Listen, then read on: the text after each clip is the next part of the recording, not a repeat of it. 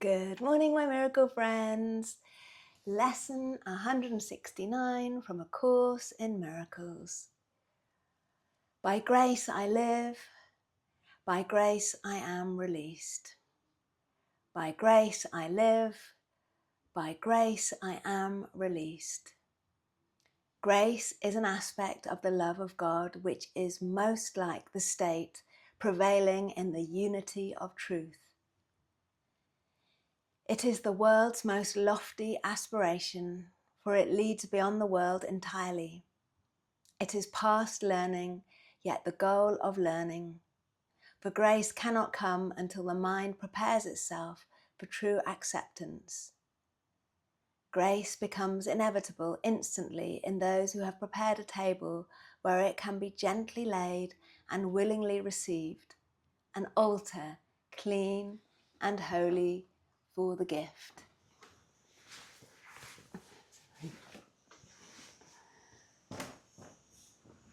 Grace is acceptance of the love of God.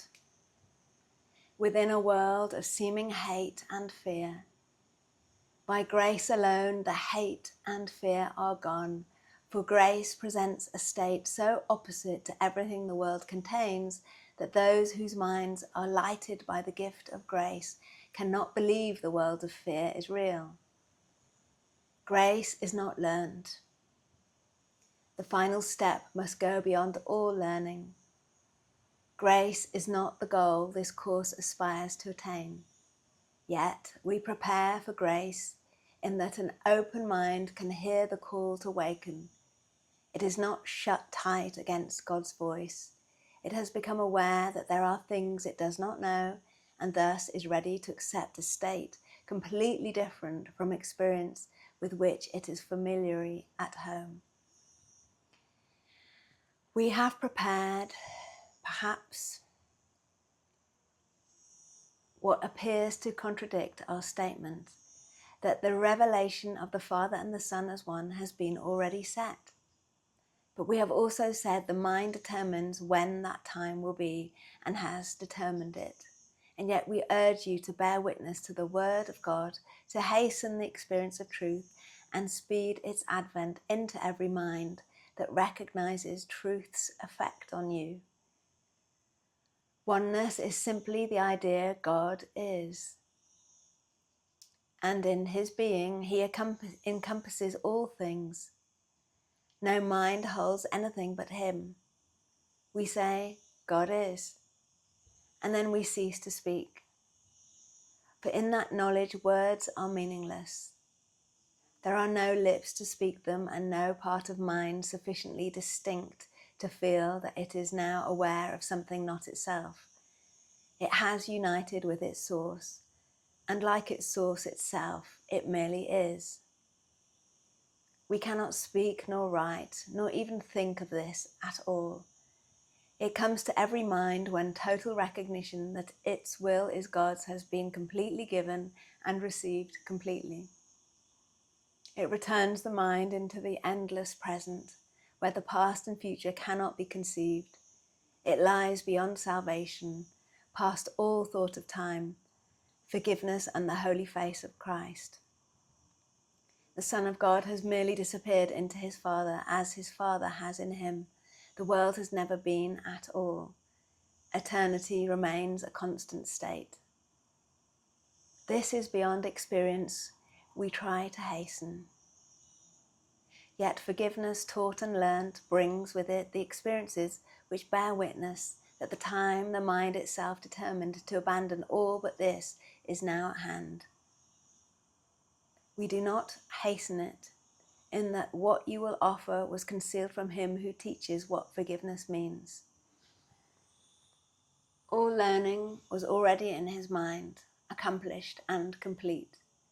He recognized all that time holds and gave it to all minds that each one might determine from a point where time was ended, when it is released to revelation and eternity.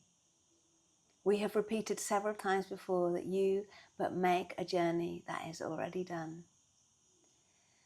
For oneness must be here. whatever time the mind has set for revelation is entirely irrelevant to what must be a constant state forever as it always was, forever to remain as it is now. We merely take the part assigned long since and fully recognize as perfectly fulfilled by Him who wrote salvation's script in His Creator's name and in the name of His Creator's Son. There is no need to further clarify what no one in the world can understand. When revelation of your oneness comes, it will be known and fully understood. Now we have work to do, for those in time can speak of things beyond and listen to words which explain what is come is past already. Yet what meaning can the words convey to those who count the hours still and rise and work and go to sleep by them? Suffice it then that you have work to do to play your part. The ending must remain obscure to you until your part is done. It does not matter, for your part is still what all the rest depends on. As you take the role assigned to you, salvation comes a little nearer each uncertain heart that does not beat as yet in tune with God. Forgiveness is the central theme that runs throughout salvation, holding all its parts in meaningful relationships. The course it runs directed and its outcome sure. And now we ask for grace, the final gift salvation can bestow. Experience that grace provides will end in time.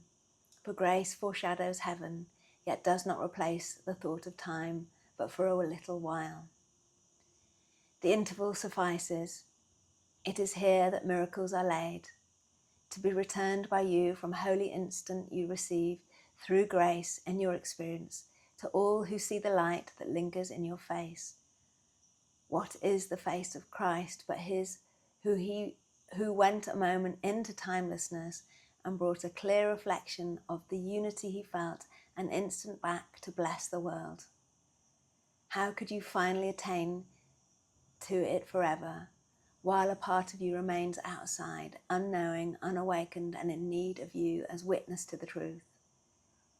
Be grateful to return, as you were glad to go an instant, and accept the gifts that grace provided you. You carry them back to yourself, and revelation stands not far behind. Its coming is ensured. We ask for grace, and for experience that comes from grace. We welcome the release it offers everyone. We do not ask for the unaskable. We do not look beyond what grace can give. For this we can give in the grace that has been given us.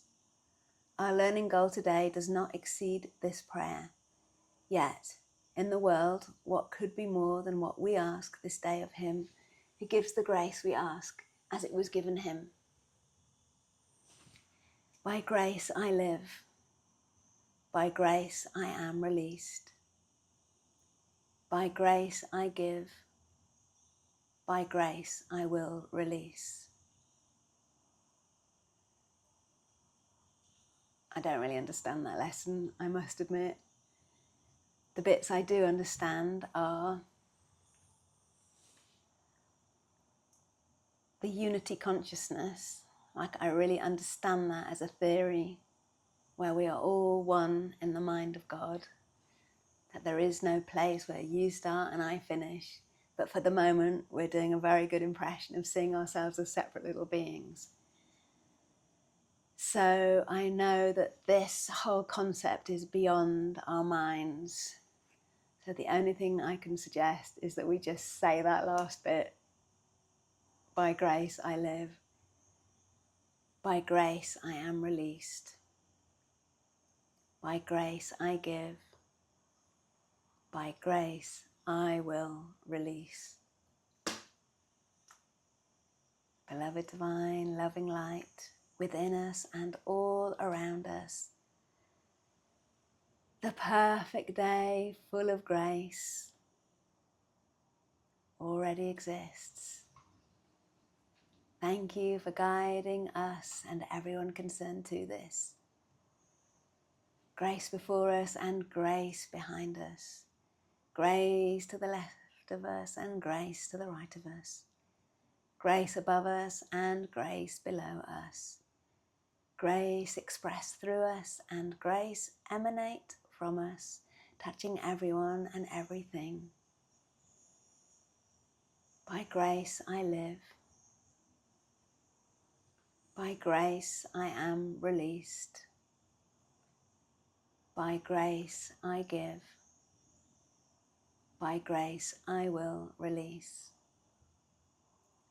Where would grace have me go today? What would grace have me do today? What would grace have me say or not say today, and to whom?